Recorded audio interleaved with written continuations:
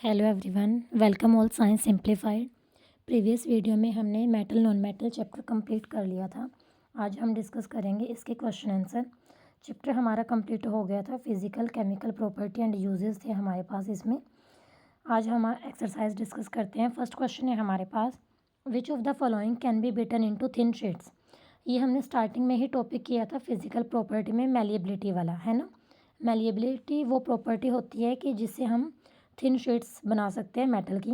तो यहाँ पे हमें पता है कि जिंक ही है जो गिवन मेटल है, तो आंसर क्या होगा, जिंक। सेकंड है, which of the following is correct.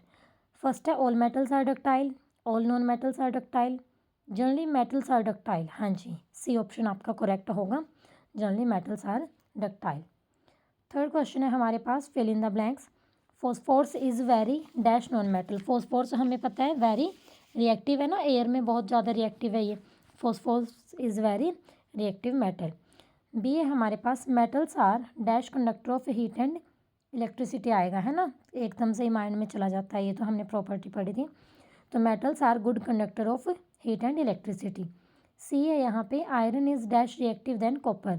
Iron copper से क्या है, ज़्यादा रिएक्टिव है। कॉपर सल्फेट के सोल्यूशन में से हमने देखा था कि कॉपर को ही डिस्प्लेस कर देता है। डी है यहाँ पे, metals react with acid to produce. क्या प्रोड्यूस होता था, हाइड्रोजन गैस। हमने एक्टिविटी भी की थी, पॉप साउंड, है ना। फोर्थ क्वेश्चन है, mark the statement true false है। देखो ये यहाँ पे हमारे पास ए में, generally non metals react with acid. ऐसा तो नहीं होता, मेटल तो रिएक्ट करती हैं एसिड से, बट नॉन मेटल रिएक्ट नहीं करती, तो ये क्या होगा, फॉल्स। बी है, sodium is very reactive metal. हाँ जी, सोडियम इतनी रिएक्टिव है कि एकदम से फायर कैच कर लेती है। सी है, copper displace zinc from zinc sulphate solution. ऐसा होता है, नहीं होता ऐसा, क्योंकि इसके अपोजिट होता है, जिंक ज़्यादा रिएक्टिव है कॉपर से, तो कॉपर कैसे डिस्प्लेस करेगा जिंक को, नहीं कर सकता, तो ये फॉल्स है। डी है, coal can be drawn into wires. Coal क्या है, देखो कार्बन की एक फॉर्म में, और कार्बन क्या है, नॉन मेटल, और वायर्स में ड्रॉन करना यानी कि डक्टाइल। और डक्टाइल जो प्रॉपर्टी थी वो किसकी थी, डक्टिलिटी, मेटल्स की, वो नॉन मेटल्स की नहीं थी, तो ये भी क्या होगा, फॉल्स। फिफ्थ में देखो हमारे पास टेबल दी है हमें, मेटल और नॉन मेटल के लिए हमने यहाँ पे मार्क करना है कि हमारी प्रॉपर्टी गिवन है एक, कि मेटल्स में वो क्या रिजल्ट होगा, नॉन मेटल में क्या होगा। फर्स्ट है यहाँ पे अपीयरेंस, मेटल क्या होती हैं, लस्टर, नॉन मेटल क्या होती हैं, नॉन लस्टर। सेकेंड है हार्डनेस, मेटल हार्ड होती हैं, लेकिन आपने यहाँ पे लिखना है except sodium and potassium. Sodium potassium इतनी सॉफ्ट होती हैं, इजिली हम उनको नाइफ से भी कट कर सकते हैं। नॉन मेटल हमारी सॉफ्ट होती हैं, ठीक है, लेकिन यहाँ पे आपने ध्यान रखना है एक्सेप्ट डायमंड। डायमंड यहाँ पे एक्सेप्शन है। आपने मेरे साथ साथ अपने बुक पे या किसी नोटबुक पे लिखते जाना है, और नोट्स में ये चीज़ें बिल्कुल एज इट इज़ दी हैं। इसके लिए आपको ये नहीं कि नोट्स में ज़्यादा टाइम लगेगा ढूंढने में, इसीलिए क्वेश्चन मैं आपको ओरली करवाती हूँ कि आप खुद से भी थोड़ा सा रिवाइज़ करना सीखें। सब कुछ अगर मैं लिख के दूँगी तो ऐसे आपको लर्न भी नहीं होगा, जब आप खुद से लिखोगे, कोशिश करोगे, तभी होगा। थर्ड है यहाँ पे मैलिएबिलिटी, मेटल्स मैलिएबल होती हैं, नॉन मेटल नहीं होती। डक्टिलिटी, मेटल्स होती हैं, नॉन मेटल्स नहीं होती। हीट कंडक्शन, मेटल हमारी गुड कंडक्टर होती हैं, नॉन मेटल नहीं होती। कंडक्शन ऑफ इलेक्ट्रिसिटी, हमारी जो मेटल है वो होती है, कंडक्ट करती है इलेक्ट्रिसिटी को, लेकिन नॉन मेटल है जो वो पुअर कंडक्टर है। सिक्स्थ क्वेश्चन है, give reasons for the following. A part है यहाँ पे, aluminium foils are use to wrap food item. Aluminium foil को यूज़ करते हैं ना, ऐसा क्यों है, क्योंकि जो एल्यूमिनियम है ये हमारी मेलिएबल है, तो इसीलिए हम क्या करते हैं, थिन शीट्स बन जाती हैं। एंड सेकंड पॉइंट आपने बताना है कि जो एल्यूमिनियम है वो फूड के साथ रिएक्ट भी नहीं करती, ठीक है, ये भी एक रीज़न है, तो that's why aluminium foil are used to wrap food item. B है यहाँ पे, immersion rods for heating liquids are made up of metallic substance. देखो रोड्स का काम क्या होता है, वाटर को वार्म अप करना, है ना, और जो मेटल होती है वो हमारे गुड कंडक्टर होती है हीट एंड इलेक्ट्रिसिटी की, और गुड कंडक्टर होने की वजह से ये इजीली हॉट हो जाती है, और जो वाटर है हमारा इजीली वार्म अप हो जाता है, इसीलिए जो हमारी इमर्जन रोड होती हैं वो मेटल की बनी होती हैं। सी पार्ट में है, copper cannot displace zinc from its salt solution, है ना, ये अभी ट्रू फॉल्स में भी आया था आपका, तो कॉपर डिस्प्लेस नहीं कर सकता जिंक को, इसका रीज़न क्या बताना है, क्योंकि copper is less reactive than zinc. D part है बच्चे, sodium and potassium are stored in kerosene. हाँ जी, सोडियम और पोटेशियम को केरोसिन में स्टोर क्यों करते हैं हम? क्योंकि ये बहुत हाई रिएक्टिव हैं। ऑक्सीजन के साथ रिएक्ट करके ये ऑक्साइड बनाती हैं और वाटर के साथ रिएक्ट करके हाइड्रोक्साइड। और अगर हम इनको बाहर छोड़ देते हैं तो ये फायर भी कैच कर लेती हैं, इसीलिए इनको स्टोर करके रखना पड़ता है केरोसिन में। 7th क्वेश्चन है, can you store lemon pickle in an aluminium utensils? Explain. Lemon pickle जो एक एसिड है ना, और एल्यूमिनियम यूटेंसिल्स में पूछ रहा है। जो हमारा लेमन है ना, देखो इसके अंदर हमारा होता है सिट्रिक एसिड। तो इसका आपने आंसर कैसे लिखना है? फर्स्ट आपने बताना है कि no we can not store lemon pickle in aluminium vessels. Why, reason क्या लिखना है? Because as citric acid is present in lemon and aluminium is metal and aluminium react with acid very easily, है ना। तो यहाँ से citric acid plus aluminium जब react करेंगे ना, एरो लगा के आपने प्रोडक्ट लिखना है। एल्यूमिनियम का साल्ट बनेगा जो बहुत टॉक्सिक होगा और हाइड्रोजन गैस इवॉल्व होगी। तो ये तो एक केमिकल रिएक्शन होगी। इस तरह से हम उन चीज़ों को खा सकते हैं जिनमें केमिकल रिएक्शन हो रही है? बिल्कुल भी नहीं खा सकते, ठीक है। तो इसीलिए हम लेमन पिकल को एल्यूमिनियम के यूटेंसिल्स में स्टोर नहीं कर सकते। 8th क्वेश्चन है हमारे पास, हमने मैच करना है। देखो गोल्ड का यूज़ करते हैं ज्वेलरी के लिए, डी से मैच हो जाएगा फर्स्ट आपका। सेकंड है हमारे पास आयरन आपकी मशीनरी में यूज़ होती है, मशीनरी आपका ई पार्ट में है। एल्यूमिनियम का यूज़ करते हैं फूड रैपिंग के लिए, है ना। हाँ जी, सी हो जाएगा। 4th में है कार्बन की एक फॉर्म देख लो, कुछ दी होगी, फ्यूल दे रखा है। 4th आपका एफ से मैच हो जाएगा।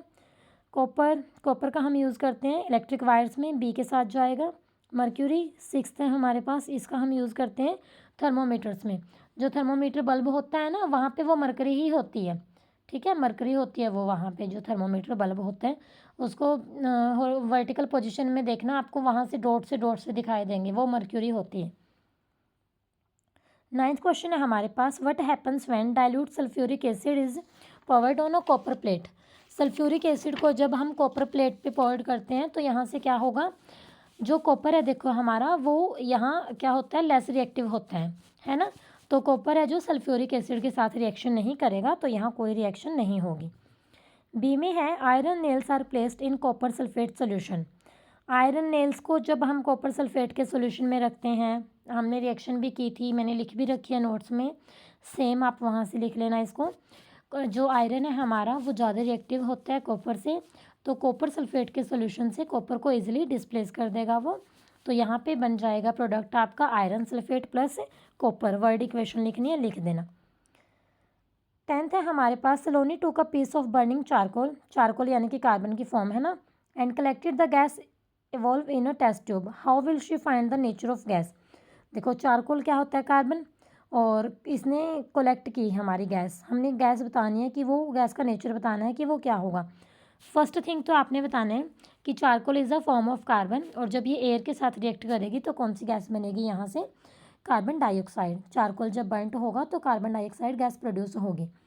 अब जो हमारी गैस होती है वो क्या होती है, इसका नेचर हमने यहाँ पे बताना है।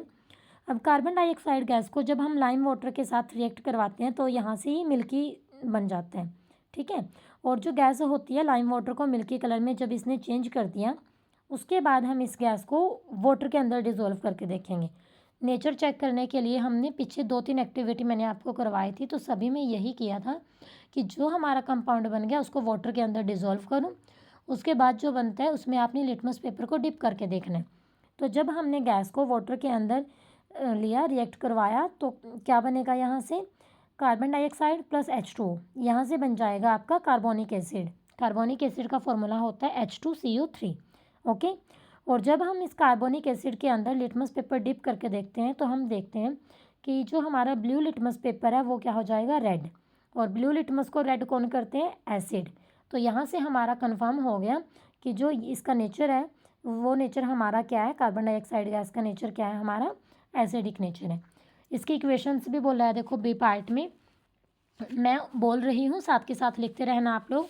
फर्स्ट आपने लिखनी है C+O2 यानी कि कार्बन प्लस ऑक्सीजन, क्या बन गया, CO2। सेकंड आपने लिखनी है,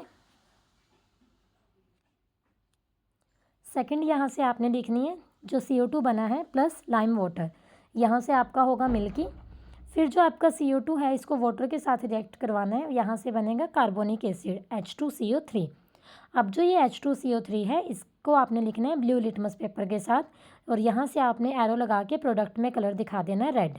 तो यहाँ से हमारी ये जो वर्ड इक्वेशन है हो जाएंगी। 11th क्वेश्चन है, one day Rita went to jeweller shop with her mother. अपनी मदर के साथ वो ज्वेलर की शॉप पे जाती है। Her mother gave an all jewellery to the goldsmith to polish. उन्होंने क्या की, गोल्डस्मिथ को अपनी ज्वेलरी दे दी पॉलिश के लिए, और जब वो नेक्स्ट डे उसको लेने गई तो उन्होंने देखा कि जो इसका वेट है वो थोड़ा कम हो गया। तो हमने वो रीज़न बताना है कि क्यों हुआ। देखो गोल्ड हमारे पास क्या है, एक मेटल है, और क्लीनिंग के लिए जब हम देते हैं, क्लीनिंग सिंपल लैंग्वेज में आप समझ लो पॉलिश के लिए है ना, तो वो रिएक्ट करता है, वो डिज़ोल्व करता है उसको एसिड के अंदर, और मेटल हमारी एसिड के साथ रिएक्ट करती हैं। तो इससे क्या होता है कि कुछ गोल्ड एसिड के अंदर डिज़ोल्व हो गया कुछ परसेंट, 1-2%, और वही वेट लॉस का रीज़न होता है कि वहाँ पे ही उसका क्या हुआ है, वो वेट लॉस हुआ है। इसीलिए हम कहते हैं कि जब हम अपनी गोल्ड की ज्वेलरी देते हैं तो जो गोल्ड स्मिथ है वो रख लेता है, लेकिन वो रखता नहीं होता, वो वहाँ पे डिज़ोल्व हो जाता है। मतलब जाता तो वो उसी के पास है, लेकिन ऐसा कुछ नहीं है कि वो जानबूझ के वो करता है, वो उसके अंदर डिज़ोल्व हो जाता है। ठीक है, अब साफ़ करवाएंगे उसको, पॉलिश करवाएंगे तो कहीं ना कहीं तो लॉस होगा ही। ओके, तो यहाँ से हमारा ये 4th चैप्टर कंप्लीट हो गया बच्चे। अब हम 10th क्लास में मेटल नॉन मेटल है, वहाँ से देखते हैं, इसको उसके साथ ही करवाने की कोशिश करते हैं, देखते हैं डायरेक्ट वो करवाते हैं या कुछ भी। मतलब अब 10th क्लास का भी शुरू करेंगे, एग्ज़ाम्स आ गए हैं ना क्योंकि आपके। और कोई भी डाउट हो कमेंट बॉक्स में आप लोग लिख देना, और नेक्स्ट हमारी क्लासेस कंटिन्यू होती रहेंगी। अपने एग्ज़ाम्स के लिए आपने पूरा फोकस रखना है तैयारी का।